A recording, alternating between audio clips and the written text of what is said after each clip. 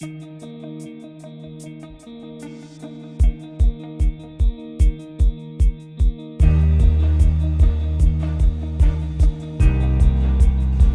live in a world characterized by increasing complexity and uncertainty. And the current challenges we are facing today, such as climate change, biodiversity loss, resource scarcity, threaten future generations. At the same time, digitalization, new technologies, changing demographics will impact communities and economics drastically, affecting every aspect of our lives radically. The future, 2070 and beyond, will be determined by our ability to address today's environmental challenges and societal changes to meet the needs of nearly 10 billion people primarily living in urban areas. On that note, we believe that self-dependent communities are key for the future, and for this reason, self-sufficiency is at the heart of our proposal for Berlin-Brandenburg region. There's a number of reasons why we decided to go for this competition. We strongly believe that urban planning is about creating livable spaces, and that we as architects must be aware of what the challenges of the future of these spaces will be, what the needs of the future cities will be.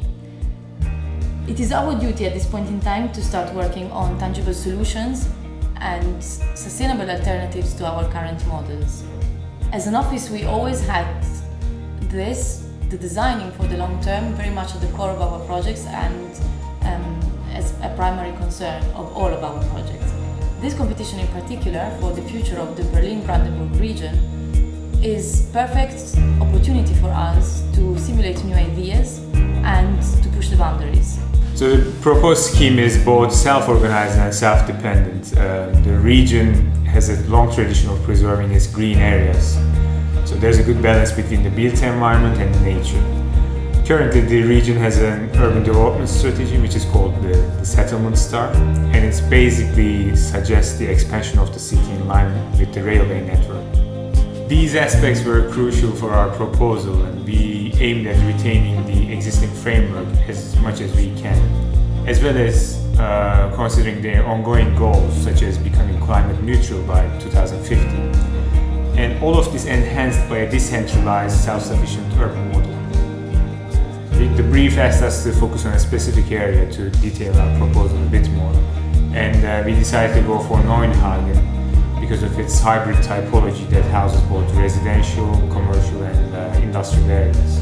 Our decentralized region proposal is composed of multiple autonomous centers, and instead of redensifying existing ones, we decided to create new centers and connect them through a green infrastructure belt. We think this green belt is a multifunctional network of green areas that works as an extension of the existing railway network. It also provides locally produced energy for each center, food and goods production in the places we call city supply areas, and leisure activities. In this urban model, self-sufficiency starts from a very small scale, the human scale, which requires a change in our current way of living, like the way we consume and the way we produce. So first we need to do some local interventions for bigger changes to happen. Then it goes from human scale to building scale, then to neighborhoods, to towns, to regions and so forth. Why is this competition relevant on a global level, and why is it critical to repeat such an exercise in Malta? When we look long term like this, it forces us to question our urban cultures and our models of consumption, how these will impact and in turn be affected by our environment over time. We have to realize that our environment is in symbiosis with our way of life. The choices and actions that we take as citizens have a bearing on the way that our societies, our environments, and our cities will be shaped. We cannot continue to take short-term approaches to the environment and urban development.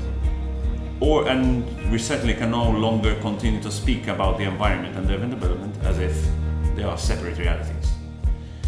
We urgently need to consider the type of choices that we must make, and we must demand to redirect the focus of planning through coherent short and medium-term decisions towards a long-term situation that ensures a quality of life for all.